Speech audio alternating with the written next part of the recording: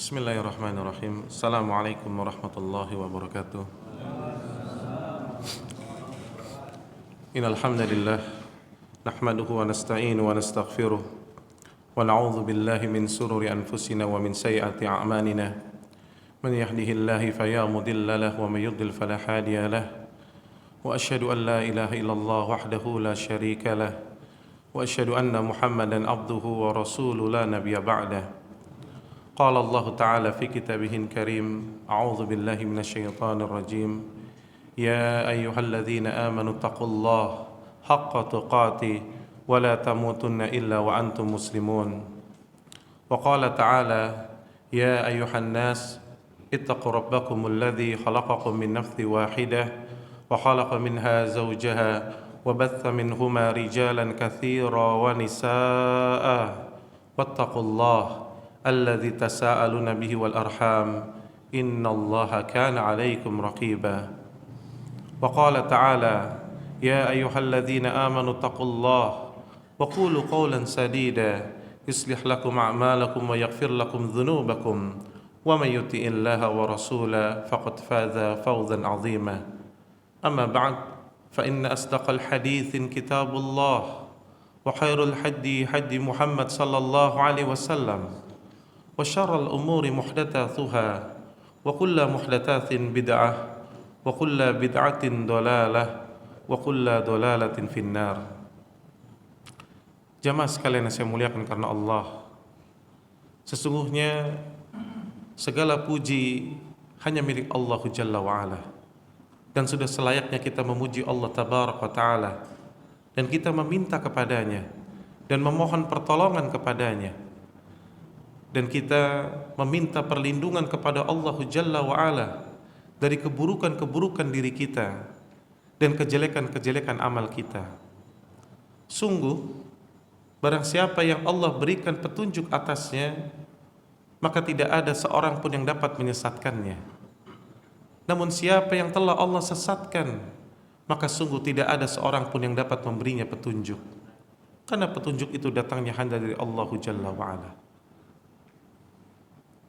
Dan hendaknya kita senantiasa bersaksi dan menguatkan tauhid kita dengan mengucapkan la ilaha illallah, dengan mengucapkan asyhadu an la ilaha illallah wahdahu la syarikalah, yakni kita mempersaksikan bahwa tidak ada sesembahan yang berhak disembah dengan benar kecuali Allah Jalla wa'ala.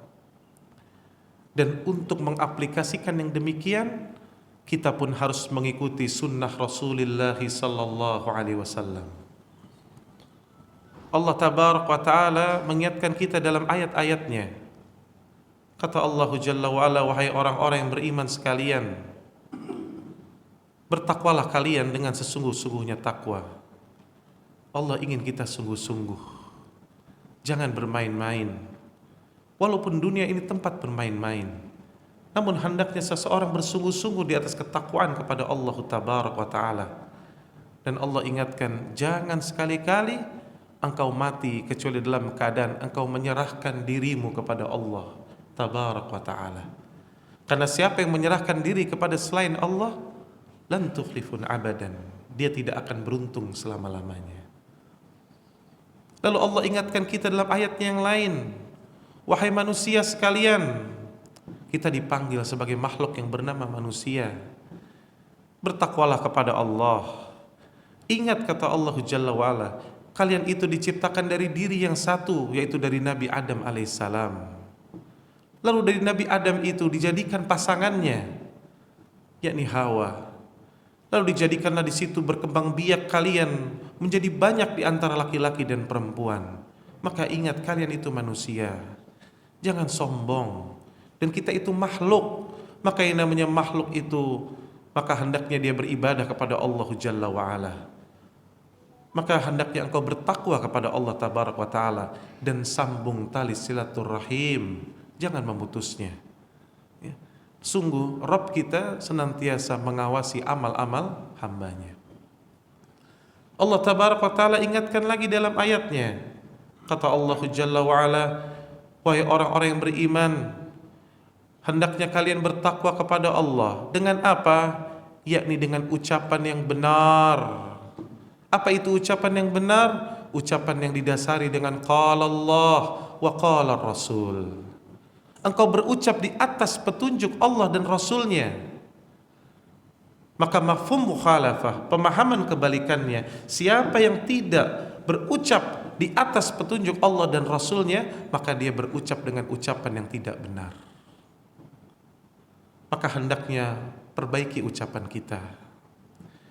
Dan apabila kita lakukan yang demikian, maka Allah janji kepada kita, Allah akan perbaiki amal-amal kita. Allahu Akbar. Akan diperbaiki amalnya. Dari perbuatan syirik menuju perbuatan tauhid. Dari perbuatan bid'ah menuju kepada sunnah. Dari kemaksiatan menuju kepada ketaatan. Allahu Akbar. Maka ucapkanlah dengan ucapan yang benar. Dan setelah itu Allah akan ampuni dosa-dosa kita. Lalu Allah ingatkan kita bertakwalah kepada Allah, yakni dengan kita taat kepada Allah, taat kepada Rasul.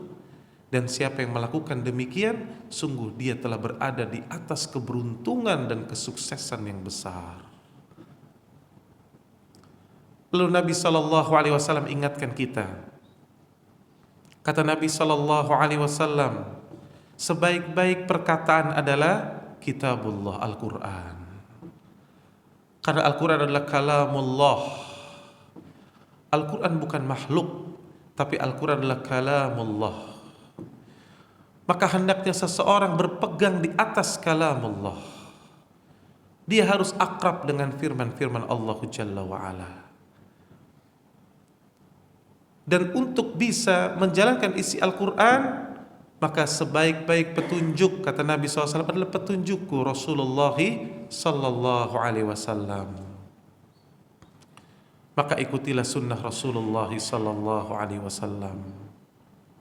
Dan seburuk-buruk perkara dalam agama, yakni perkara yang diada-adakan, yang tidak datang dari Nabi Sallallahu Alaihi Wasallam, tidak pula datang dari para sahabatnya radhiyallahu anhum ajma'in, maka itu adalah seburuk-buruk perkara dalam agama. Dan siapa yang terjatuh kepada perbuatan-perbuatan mengada-ada, maka dia akan jatuh kepada perbuatan yang baru dalam agama ini. Dan siapa yang ngarang-ngarang dalam perkara agama perbuatan yang baru, maka dia pasti akan tersesat walaupun dipandang baik. Dan kalau dia sudah tersesat, maka tempatnya adalah api neraka yang panasnya 70 kali lebih panas daripada api di dunia ini. Jamaah sekalian, salawat dan salam tentunya tidak lupa kita haturkan kepada qudwah kita, yakni baginda Rasulullah Sallallahu Alaihi Wasallam, dan juga kepada seluruh para sahabatnya tanpa terkecuali. Karena kita ahlus sunnah, maka ahlus sunnah itu sangat mengagungkan para sahabat Nabi Sallallahu Alaihi Wasallam, senantiasa mendoakan mereka, ya, dan mengambil suri tauladan dari mereka. Dan juga tentunya kepada seluruh umatnya yang senantiasa meniti dan membela sunnah beliau Sallallahu Alaihi Wasallam sampai hari kiamat kelak.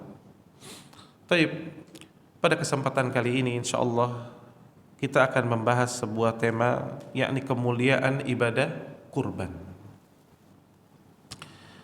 Al-Imam Ibnu Qudamah rahimallahu ta'ala, beliau mengatakan, "Ailam," kata beliau, "ketahuilah, banyak sekali orang yang antara ibadahnya dengan kehidupannya itu tidak nyambung." Kenapa? Karena dia tidak memahami faedah-faedah dari ibadah yang dia lakukan. Maka akhirnya dia hanya sibuk dengan ritualisme. Padahal ibadah yang Allah Tabaraka wa Ta'ala syariatkan, yang dicontohkan oleh Nabi Sallallahu Alaihi Wasallam, pasti memiliki faedah yang sangat luar biasa. Makanya dahulu Para ulama menjelaskan para sahabat Nabi Shallallahu Alaihi Wasallam pulang membawa satu ayat dari Nabi SAW. Hanya satu ayat ya akhi. Bukan 10, bukan satu juz. Hanya ada yang satu ayat. Pulang ke rumahnya, berubah hidupnya. Pulang kepada kaumnya, berubah hidupnya. Berubah cara pandangnya. Kenapa? Karena memahami, mentadaburi, dan mendapatkan faedah dari ayat tersebut. Maka ini yang perlu kita ambil. Maka tatkala kita bicara ibadah kurban, maka ingat bahwa kita diminta oleh Allah menjadi seorang muslim. Dan Nabi Ibrahim pun berdoa agar dijadikan seorang muslim. Berdoa kepada Allah, Rabbana waj'alna muslimaini lak. Ya Allah, jadikanlah kami menjadi orang muslim. Apa makna muslim? Yakni Nabi Ibrahim alaihissalam minta agar menjadi orang yang berserah diri kepada Allah Jalla wa'ala. Maka dengan itu, maka kita akan mengambil faedah dari kisah Nabi Ibrahim alaihissalam. Tatkala Allah tabarak wa ta'ala perintahkan kepada beliau alaihissalam untuk menyembelih anaknya. Allahu Akbar. Maka kita akan tengok dari firman Allah tabarak wa ta'ala, ya. Dan ini praktek, ya.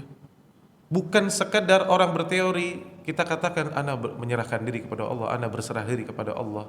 Tapi terkadang berapa banyak di antara kita bukan berserah diri kepada Allah, tapi berserah diri kepada perusahaannya, berserah diri kepada kaumnya, berserah diri kepada tradisinya. Padahal Allah katakan, disuruh mengucapkan ucapkan inna salati wa nusuki wa mahyaya wa mamati lillahi rabbil alamin.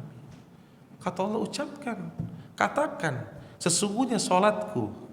Salat itu lambang dari tauhid uluhiyah.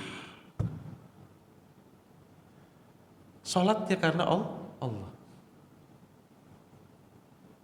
Wa nusuki, yakni sesembelihannya.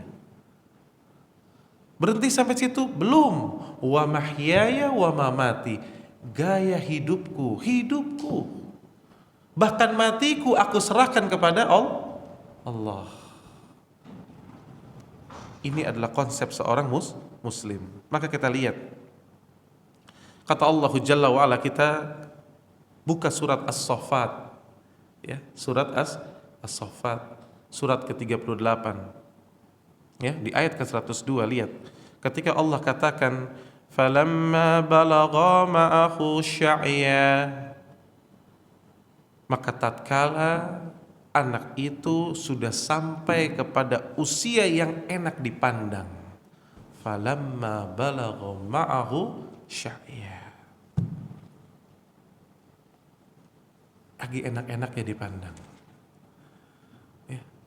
Ada orang kadang-kadang punya anak, ya Pak ya, ketika masih kecil repot ngurusnya, harus dicebokin, disuapin dan seterusnya, rewel. Tapi anak ini bahasanya falamma balagha ma'u sya'ya, ketika anak itu sudah sampai kepada umur yang sedang enak, bisa membantu orang tua, bisa diajak berbicara, bisa dia untuk kehidupan dia.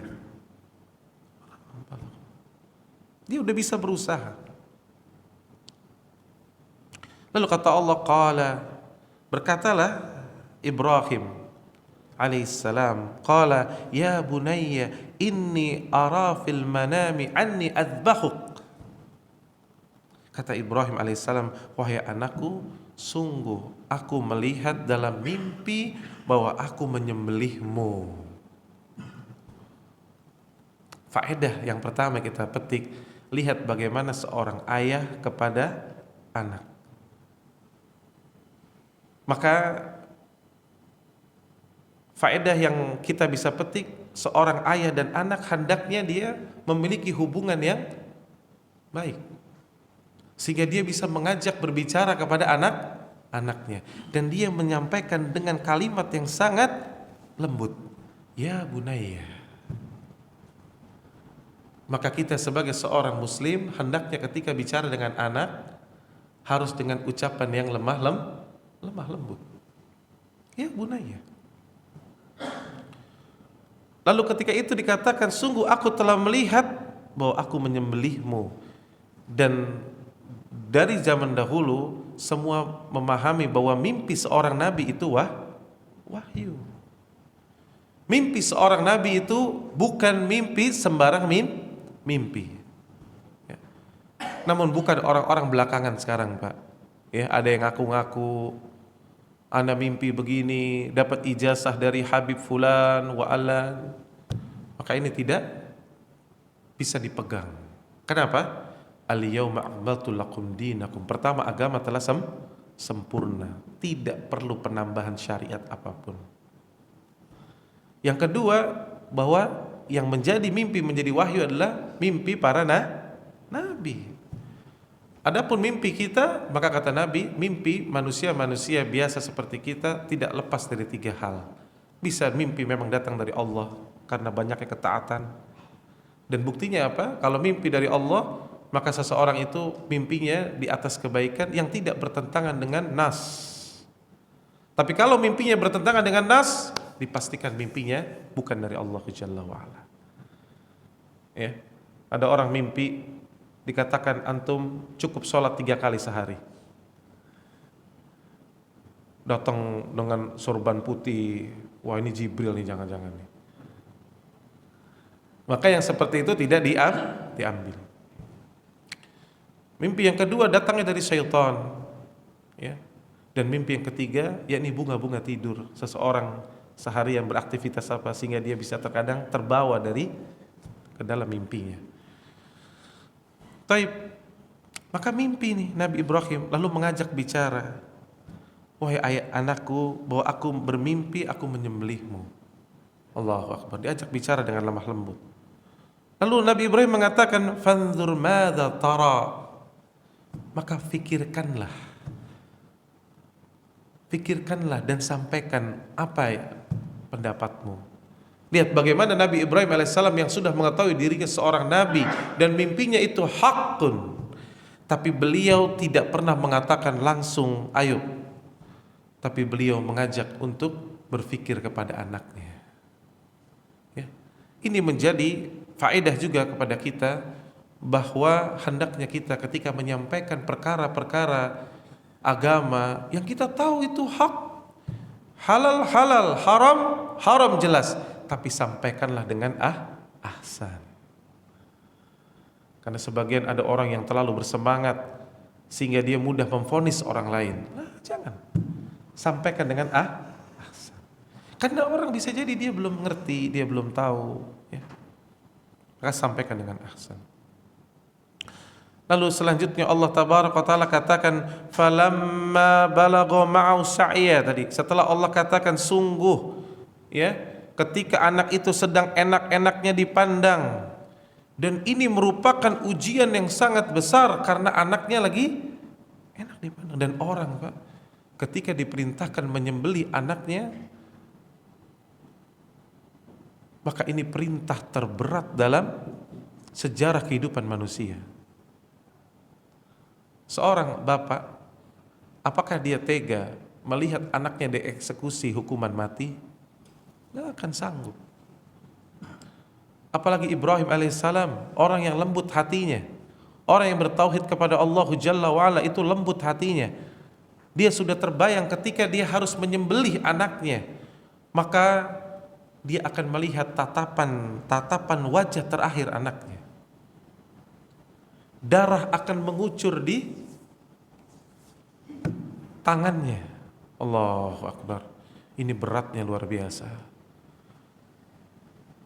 Dan seorang bapak, tadi saya katakan, dengan fitrahnya tidak akan sanggup melihat anaknya celaka.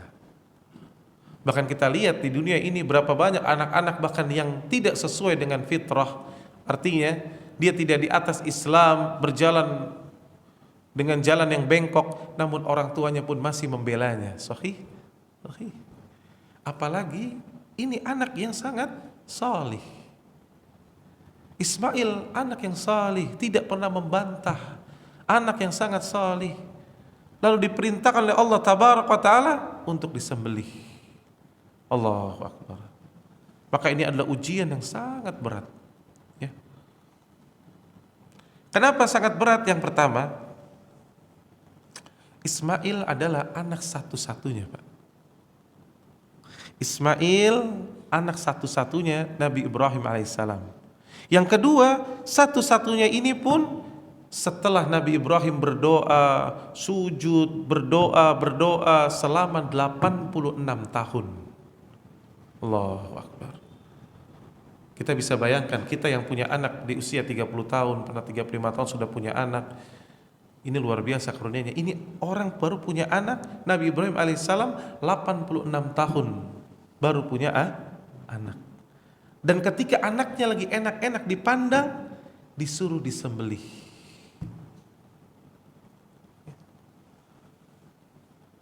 Anak-anak yang ketika sudah bisa dibanggakan, dilihat, antum bayangkan, memang betul seorang ibu pasti merasa kehilangan ketika harus menerima kenyataan anaknya yang masih kecil wafat atau masih bayi wafat. Itu berat. Tapi jauh lebih berat ketika anak itu telah bisa kita lihat menghasilkan, dia sudah bisa kita pandang, dapat PTN terbaik misalkan, dapat prestasi-prestasi terbaik, ternyata kita dikhabarkan, dapat kabar anak kita harus wafat. Allahu Akbar, itu beratnya luar biasa. Dan ini yang paling berat lagi perintahnya, yang mengeksekusi harus Nabi Ibrahim alaihissalam secara langsung. Allahu Akbar. Maka kalau ini dipandang, ini ujian yang sangat berat. Maka lihat apa kata Nabi Ismail. Qala, Nabi Ismail mengatakan, ya abati. Dia menjawab dengan panggilan yang indah lagi. Dipanggil dengan ya bunayya, dijawab dengan ya abati if'al ma tu'mar. Ya Allah, dia minta kepada Allah Jalla wa'ala agar dikuatkan hatinya. Maka dia katakan kepada ayahnya, kerjakan wahai ayahku apa yang diperintahkan kepadamu. Ini keluar dari lisan seorang anak remaja. Apa faedahnya, Pak? Tidak mungkin anak seremaja ini bisa seperti itu kecuali di atas bimbingan Allah dan tentunya berada di atas lingkungan yang baik. Maka ini pun pesan untuk kita. Bagaimana anak kita ditanamkan tauhid. Coba anak sekarang, Pak, nggak usah disembelih, Pak. Diajak pengajian aja susahnya minta ampun. Diajak silaturahim ke rumah keluarga susahnya minta ampun. Ini diperintahkan untuk disembelih, maka dia mengatakan qala ya abati if'al ma tu'mar, kerjakan ya. Kerjakan apa yang engkau diperintahkan ya. Allahu Akbar. Dan Nabi Ismail alaihissalam pun tidak mengatakan itu kehebatannya. Apa, lihat lanjutannya kata beliau, satajiduni insyaallahu minas sabirin. Kata Ismail apa? Insyaallah engkau akan mendapati aku termasuk orang-orang yang sabar. Ini bentuk ketawaduan seorang hamba. Karena seseorang tidak akan mungkin bersabar di atas ketaatan atau bersabar untuk meninggalkan maksiat illa kecuali dengan pertolongan Allah. Ingat konsep kita, iyyaka na'budu wa iyyaka nasta'in. Kita hanya menyembah kepada Allah dan itu tujuan dari penciptaan kita. Namun kita tidak akan sampai ke tempat tersebut, tidak akan sampai kepada tujuan kita kecuali dengan wa iyyaka nasta'in, dengan pertolongan Allah Jalla wa ala. Maka beliau mengatakan insyaallahu minas sabirin. Dengan kehendak Allah engkau akan dapati aku orang yang sabar. Allahu Akbar. Ini luar biasa. Ya.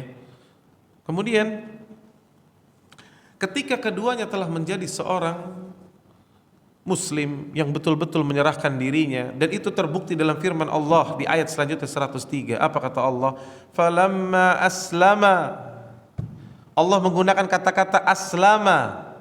Aslama ini kata kerja dari Islam. Aslama yuslimu islaman. Kata Allah, falamma aslama, dan ketika keduanya telah berserah diri, berdua-duanya telah menjadi seorang muslim sejati, nyerah sama Allah. Dan ini konsep menjadi seorang muslim, nyerah, nggak membantah. Falamma aslama, nyerah. Inilah seorang muslim. Prakteknya seperti ini, nyerah kepada Allah Jalla wa'ala. Tidak membantah ketika disampaikan firman Allah, disampaikan sabda Nabi SAW, dibantah. Atau memberikan catatan kaki.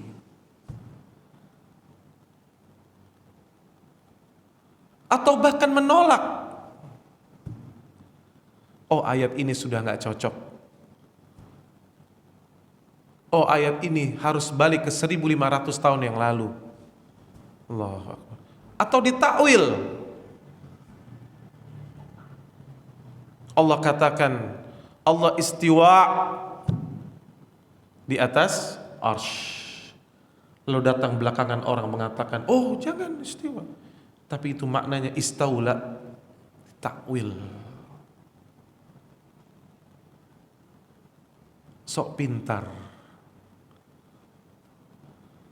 Nabi Ibrahim alaihissalam, ingat Nabi Ibrahim alaihissalam ini bapaknya para nabi. Tidaklah ada nabi setelahnya kecuali dari darahnya Ibrahim alaihissalam, termasuk Musa alaihissalam, termasuk dari nanti keturunan dari Nabi Ibrahim ini ada keturunannya Nabi Ishak. Ishak nanti punya anak ya Yakub. Disitulah nanti ada suku Yahudi. Dan Yahudi diakui di dunia memang salah satu suku yang memiliki tingkat kecerdasan yang sangat tinggi. Namun kalau kita tarik ke atas berarti Nabi Ibrahim bapaknya kecerdasan, kan gitu. Tapi ketika datang perintah Allah untuk menyembelih anaknya satu-satunya, setelah 86 tahun baru punya anak, dan anaknya salih, Nabi Ibrahim tidak berkata, kenapa ya Allah? Falamma aslama, nyerah. Dan orang yang nyerah itu nggak nanya, Pak.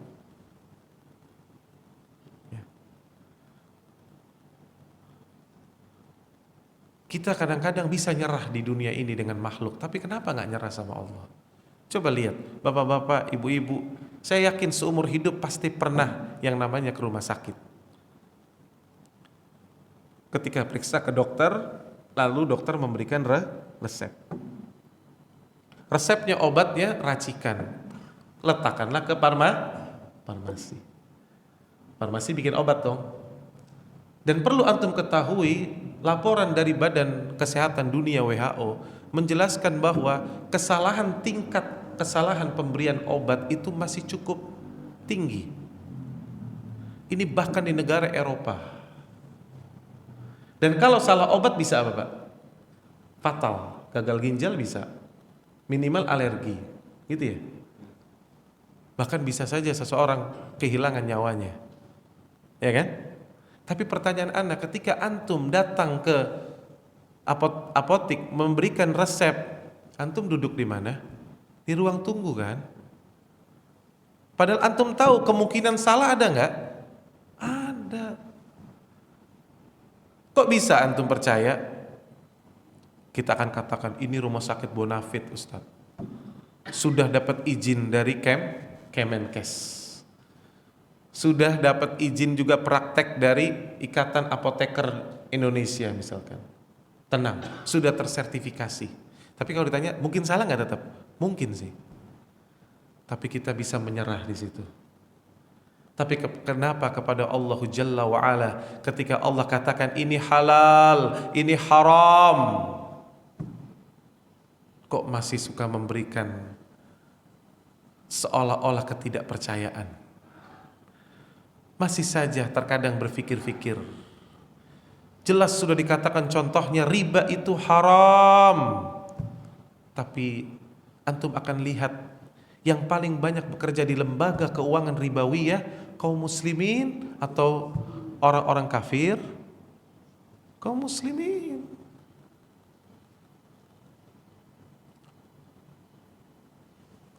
Apa nggak yakin dengan ayat itu?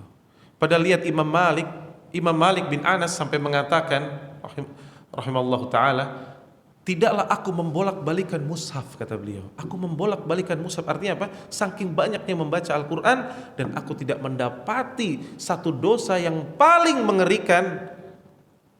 Ya, artinya dari dosa-dosa muamalah yang mengerikan itu dosa riba. Kenapa? Karena Allah mengajak berperang.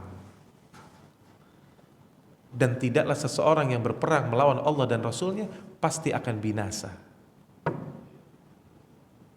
Lihat. Maka konsep penyerahan diri, ya. Maka ibadah kurban yang akan kita lakukan nanti, salah satu sejarah yang harus kita ambil faedah terbesarnya adalah falamma aslama, ketika Allah mengatakan ketika keduanya telah menyerah, ini menjadi muslim sejati. Dan menyerahnya enggak sembarangan. Watallahul lil jabin, itu Ibrahim, Pak. Itu membaringkan anaknya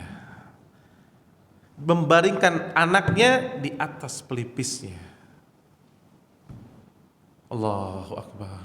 Anak yang kita cintai, yang kita bela habis-habisan, yang kita berdoa setiap malam, kita minta dan minta kepada Allah anak-anak kita diberikan kebaikan. Lalu kita harus menyembelihnya. Dan dalam satu riwayat, ya, bahwa makna talahul lil jabin yakni merebahkannya dengan wajah tengkurap, Pak. Jadi Nabi Ibrahim mengambil ru'sah, nggak sanggup dia lihat wajahnya, maka anaknya ditengkurepin. Allahu Akbar, ditengkurepin. Lihat, ini penyerahan yang luar biasa, ya. Dan sebelumnya kita bisa bayangkan, iblis ini bermain, datang kepada Ibrahim, tolak proposalnya. Datang kepada Ismail, lihat, datang dalam satu riwayat, datang kepada Ismail mengatakan, wahai Ismail, apa kesalahanmu? Engkau orang yang salih, engkau orang yang baik, tidak ada dosa bagimu. Sementara Allah memerintahkan engkau untuk disembelih. Apa kata Ismail? Amantu billahi wa rasul. Aku beriman kepada Allah dan Rasulnya. Ambil batu, lalu dilemparkan. Allahu Akbar, Allahu Akbar, Allahu Akbar, Allahu Akbar. Itu syariat kita ketika lempar jumrah. Datang lagi kepada Hajar. Datang kepada Hajar. Maka diingatkan, lihat bagaimana iblis itu, ya, mengatakan, wahai Hajar, tidakkah engkau ingat dahulu engkau ditinggalkan di sini oleh Ibrahim? Diingatkan, Pak. Oke, lihat, hati-hati, syaitan ini seperti itu, suka inget-ingetin kita. Dulu yang mantan main musik contohnya, coba udah tobat, kadang-kadang diingetin tuh, lagunya enak ya dulu, goyang-goyang. Ya? Itu bisa inget lagi, Pak.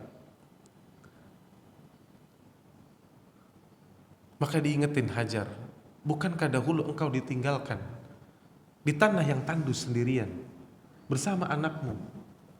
Dan Ibrahim seolah-olah lebih memilih istri pertamanya di Palestina, kan gitu. Biasanya perempuan, wow, langsung tuh panas. Sekarang anakmu lagi enak-enaknya dipandang, tiba-tiba mau disembelih sama Ibrahim. Coba kamu bayangkan. Mengajak berpikir menggunakan akal. Apa kata Hajar? Kata Hajar, apakah engkau memerintahkan aku untuk mendurhakai Allah dan Rasulnya? Allahu Akbar. Ini iman. Maka diambil batu, dilemparkan lagi. Allahu Akbar, Allahu Akbar, Allahu Akbar.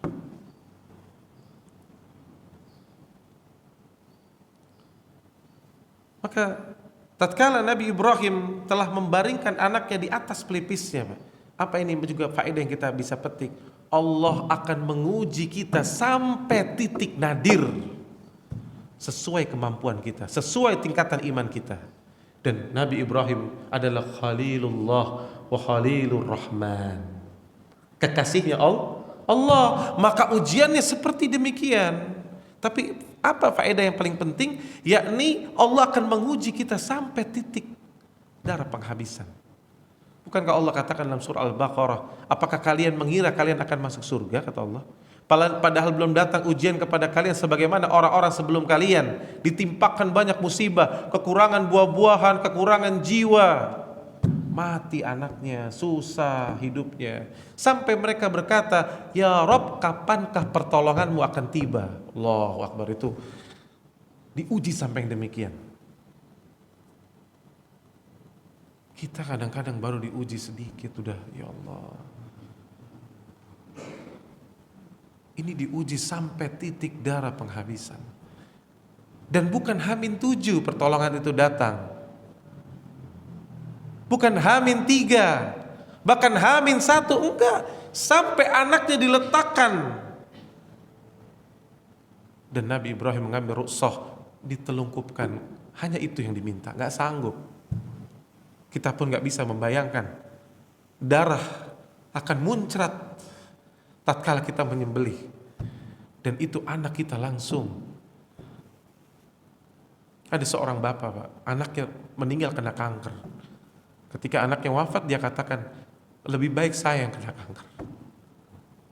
Apalagi Ibrahim alaihissalam, orang yang memiliki hati yang lembut, tentu tidak akan sanggup melihat anaknya untuk mati di hadapannya. Namun karena ini perintah Allah, innama kana qaulul mu'minin idza du'u ilallahi wa rasul, dan hanyalah perkataan orang-orang beriman yang telah datang apa dari Allah dan Rasul, maka cukuplah ucapan mereka sami'na wa ata'na.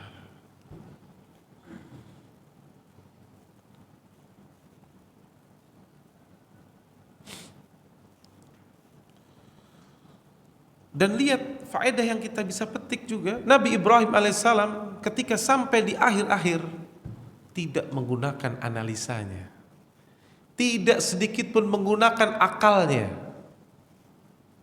Kalau kita mau pakai akal, Pak, anak kita salih, baik, tidak durhaka, satu-satunya dapat setelah 86 tahun, terus dapat mimpi gitu, kita ngomong gimana, Pak? Salah kayaknya mimpinya, langsung itu aja kan, simpel aja, salah kayaknya mimpinya, nggak mungkin lah.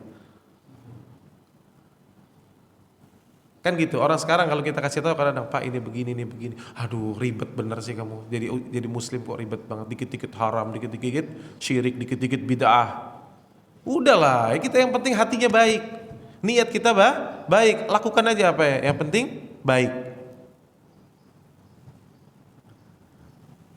Nabi Ibrahim ketika berhadapan dengan perintah Allah, tidak sama sekali menggunakan akalnya, tidak menggunakan analisanya, tapi menggunakan imannya. Sami'na wa ata'na, inilah jalan keselamatan. Maka tatkala sudah betul-betul sembelih, bahkan dalam riwayat dijelaskan Abdullah bin Abbas radhiyallahu anhum, itu betul-betul, Pak, pisau itu sudah bertemu, namun Allah Jalla wa ala menolongnya seperti ada plat. Maka pisau itu seolah-olah tidak bisa mengenai Ismail. Jadi betul-betul sampai begini, Pak. Allahu Akbar.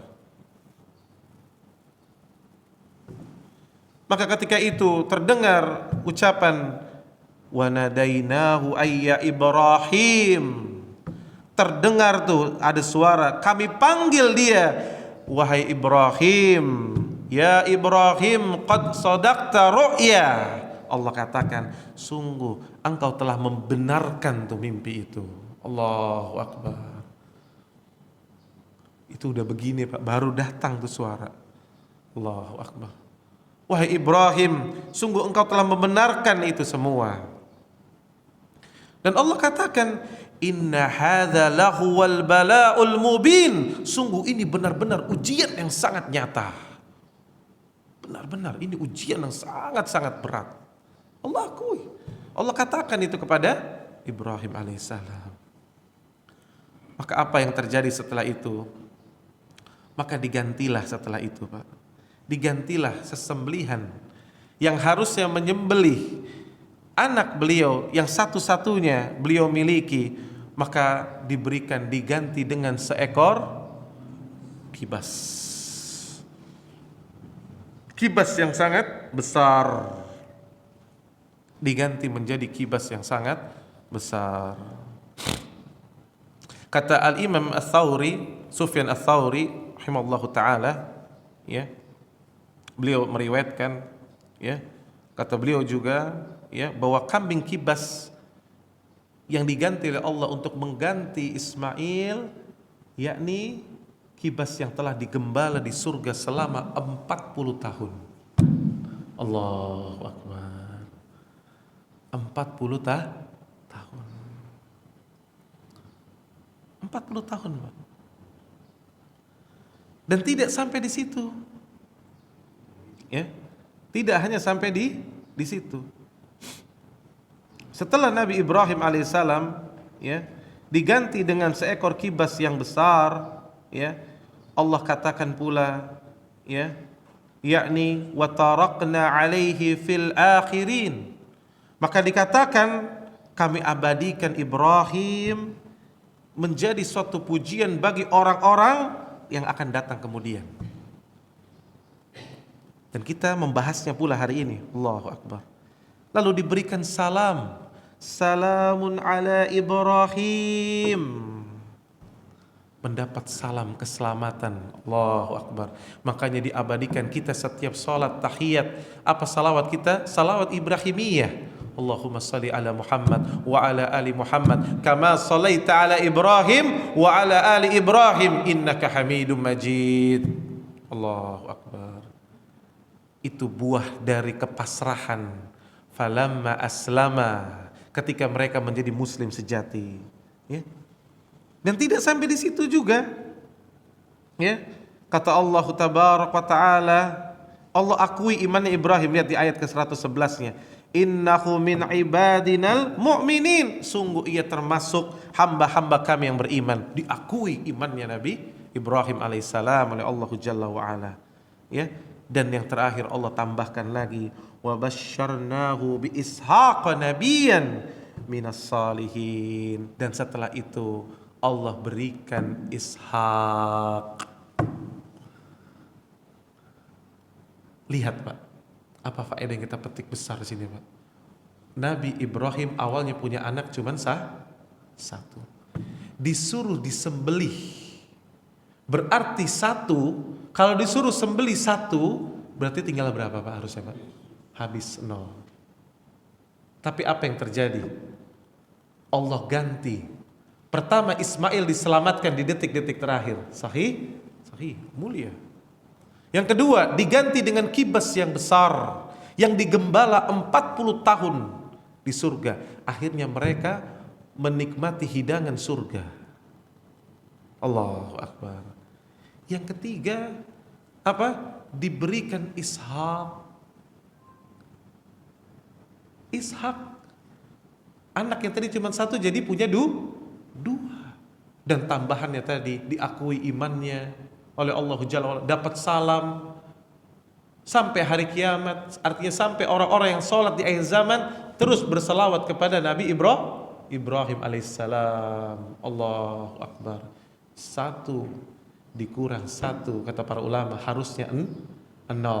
Tapi ketika engkau mengaplikasikan menjadi seorang muslim sejati, engkau betul-betul berusaha mentauhidkan Allah dengan sesungguh-sungguhnya tauhid, maka 1 dikurang 1 itu bisa menjadi bilangan yang tidak berbilang. Maka jangan sekali-kali menyamakan matematika kita dengan matematika Allah. Itu pesannya, Pak. Jangan selalu kita pakai akal kita, karena rumus matematika kita beda dengan rumus matematika Allah. Dan ini bukti dari firman Allah, annallaha kulli syai'in qadir. Allah itu maha mampu atas segala sesuatu yang Allah kehendaki. Dan apabila Allah menghendaki sesuatu, cukuplah huruf kaf dan nun, kun, selesai. Ya. Maka lihat, ini pelajaran yang sangat besar. Yang awalnya sebuah perintah yang sangat mengerikan. Siapa yang bisa membayangkan menyembelih anak satu-satunya 86 tahun mintanya, dan anak yang soleh. Mungkin kalau anak kita nakal, ada orang punya anak banyak, ya. Ada anaknya banyak, Pak, ya. Di Riyadh itu saya diceritakan ada seorang kaya raya punya istri 4, anaknya 42 kalau tidak salah. Allahu Akbar. Dia punya masjid sendiri bahkan. Jadi kalau sholat dia jadi imam. Ada anak-anak lari jalan, lari lagi mau sholat, diam. Saking lupa, ibumu yang mana? Ibumu yang mana? Ditanya uminya. Saking lupa anak yang 42. Ini anak cuma satu. Diperintahkan untuk disembelih. Mengerikan, dan sampai titik nadir. Betul-betul di detik-detik terakhir anak sudah ditelungkupkan. Mengerikan, perintah yang awalnya mengerikan. Tapi yang menjadi pertanyaan besar kita, apakah akhirnya kesedihan? Lah.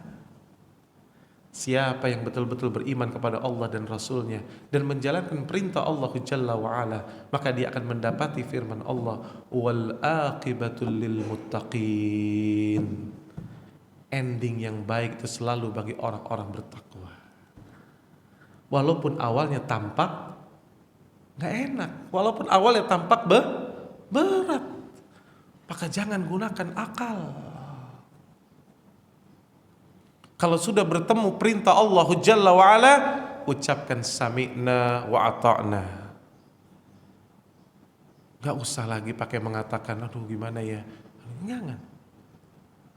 Kalau dikatakan tapi berat, memang berat. Tapi disitulah letak justru kemudahan akan hadir. Wallahi wa saudaraku, ketika ujian itu menerpa kita, ujian itu seperti gelapnya malam yang datang.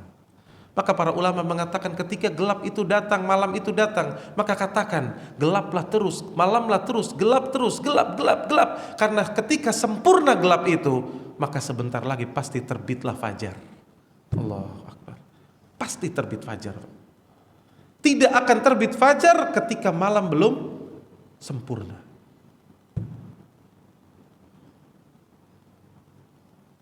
Maka itulah kehidupan orang-orang yang dijadikan oleh Allah Tabaraka wa Ta'ala berfikir. Berapa banyak Allah katakan afala ya'taqilun. Disuruh kita mikir, mengambil pelajaran termasuk dari ibadah kurban ini. Maka hendaknya seseorang betul-betul ya berusaha untuk menjadi seorang muslim sejati. Jangan gunakan akal kita, jangan gunakan matematika kita, karena ingat fa'ala liman yurid. Allah itu ya bisa memberikan apa saja yang Allah kehendaki. Ya. Allah berbuat dengan apa yang Allah kehendaki. Dan ingat Pak, ujian pun akan datang tatkala kita sudah mengaku beriman. Coba kita semua di sini yang sholat subuh, insya Allah ngaku beriman dong. Harus, wajib. Tapi ingat, ketika kita mengatakan beriman, kita akan bertemu dengan firman Allah Jalla wa'ala. Kata Allah apa? Ahasiban nas ayyutraku ayyakulu amanna wa hum la yuftanun. Kata Allah, apakah manusia itu ngira, berpikir bahwa mereka dibiarkan begitu saja setelah mengatakan aku beriman, lalu gak diuji? Allah akan uji. Diuji dengan apa? Dengan perintah, dengan larangan, dengan musibah.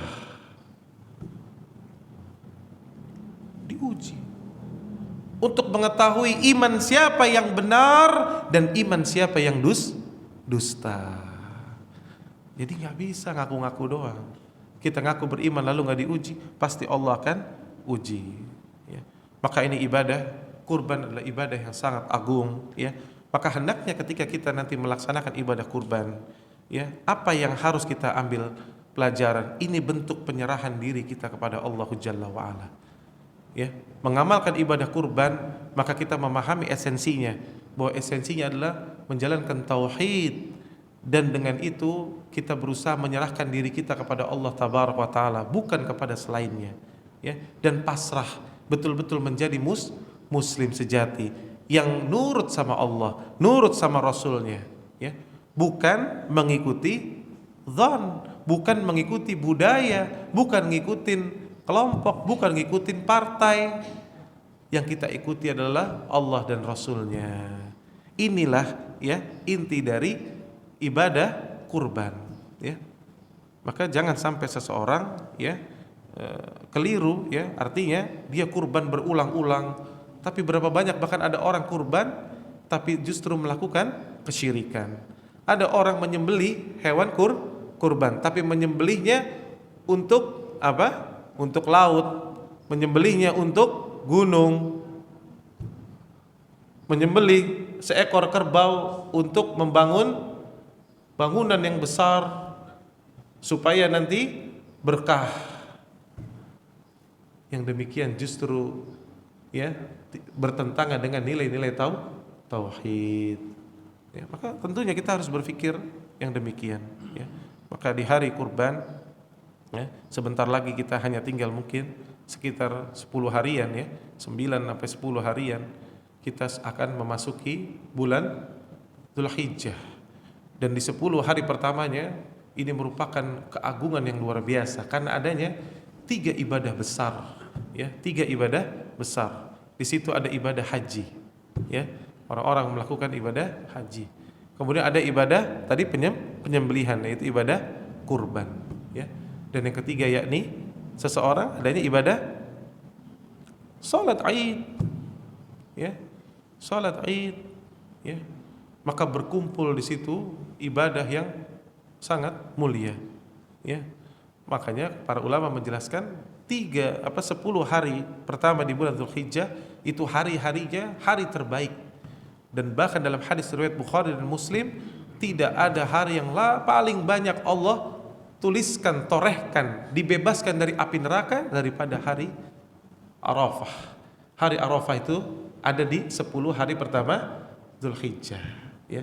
Maka hendaknya kita banyak beribadah kepada Allah Jalla wa Ala, ya. Dan juga di 10 hari pertama Dzulhijjah, Anda ingatkan, ada satu ibadah yang banyak ditinggalkan oleh kaum muslimin. Apa itu? Takbir. Ya. Perbanyak takbir. Takbir yang sifatnya tidak terikat, bukan muqayyad. Ya, dahulu para sahabat ketika masuk di 10 hari pertama Dzulhijjah, mereka sampai pergi ke pasar-pasar, lalu mereka bertakbir. Allahu akbar, Allahu akbar. La ilaha illallah, wallahu akbar, Allahu akbar, walillahil hamd. Sampai seisi penuh pasar bertakbir, Allahu akbar, ya. Maka bertakbir, kita lagi di mobil, takbir. Di 10 hari pertama itu sangat bagus sekali seorang bertakbir yang sifatnya tidak terikat dengan waktu, tidak ada jumlah tertentu, berbanyak takbir, ya. Dan siapa yang menghidupkan sunnah, ya, yang sudah hampir punah, maka baginya yang mendapatkan pahala seperti 50 orang sahabat Nabi SAW yang mengerjakannya. Ini termasuk, ya, motivasi untuk kita, ya, bersemangat, ya, menghidupkan sunnah-sunnah, ya, yang banyak dilupakan oleh manusia, ya. Taib. Ya, inilah yang bisa Anda sampaikan, ya, terkait dengan keagungan ibadah kurban, ya. Mudah-mudahan apa yang Anda sampaikan bisa mendapat manfaat, ya, tentunya buat kita semua, dan kita mendapatkan esensi dari ibadah kurban agar kita menjadi seorang muslim sejati yang menyerah kepada Allah Jalla wa Ala, yang tidak memberikan catatan kaki kepada firman-firman Allah, dan kita menyerah kepada Allah sebagaimana tadi firman Allah, Qul inna salati wa nusuki wa mahyaya wa mamati lillahi rabbil alamin la syarikalah wa bidzalika umirtu wa ana awwalul muslimin, ya. Jadi kita mengucapkan kalimat, yakni kita betul-betul menyerahkan semua ibadah kita, gaya hidup kita, bahkan mati kita untuk Allah. La syarikalah. Ya, tidak mempersekutukan Allah artinya apa? Aku tidak serahkan hidupku kepada perusahaanku, kepada temanku, kepada kelompokku, kepada partaiku. La. Wa bidzalika umirtu, dan itulah yang diperintahkan kepadaku. Wa ana awwalul muslimin, dan aku termasuk orang-orang yang pertama kali menyerahkan diri kepada Allah Jalla wa ala. Maka inilah ya goal kita, dan mudah-mudahan orang-orang yang berazam dan betul-betul menjalankan tauhid, berusaha untuk betul-betul menjadi seorang muslim sejati, maka dia insya Allah akan masuk ke surga Allah dengan selamat, ya, dengan selamat pada hari kaki kita menginjakan di surga Allah Jalla wa'ala, insya Allah. Cukup apabila tidak ada pertanyaan, insya Allah mudah-mudahan bisa kita ambil pelajaran. Subhanakallahumma bihamdika asyhadu an la ilaha illa anta astaghfiruka wa atubu ilaik. Assalamualaikum warahmatullahi wabarakatuh.